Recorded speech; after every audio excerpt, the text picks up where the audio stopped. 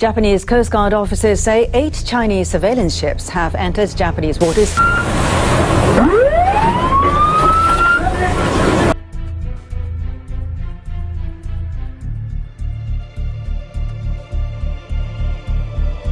two countries worsened. Last month, Japan detained the captain of a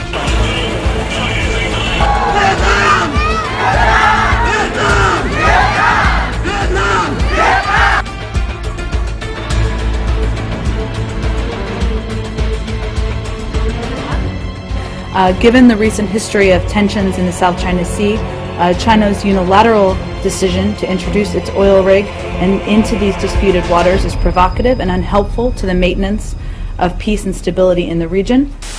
China must respect international laws.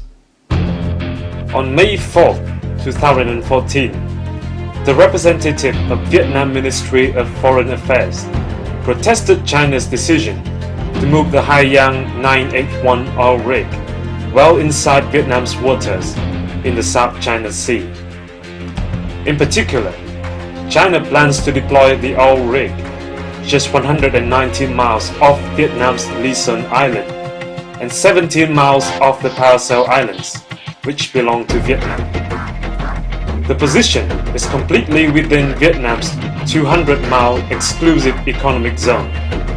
In addition to this outrageous act, China has unilaterally used its naval forces to attack Vietnamese marine police and fishery protection vessels, causing damage and injury for the ships and their crews.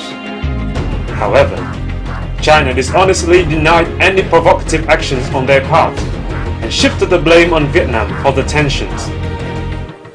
To justify their wrongful behavior, China falsely claims that the oil rig lies inside Chinese waters, as it is deployed 17 miles off Triton Island, which is called Zhongzhendao in Chinese, within the territorial sea and contiguous zone surrounding the Paracel Islands.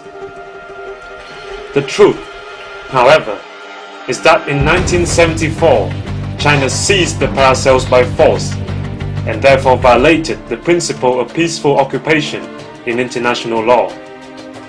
On the other hand, Vietnam has in its hands overwhelming historical and legal evidence to assert undisputed sovereignty over the Paracel Islands.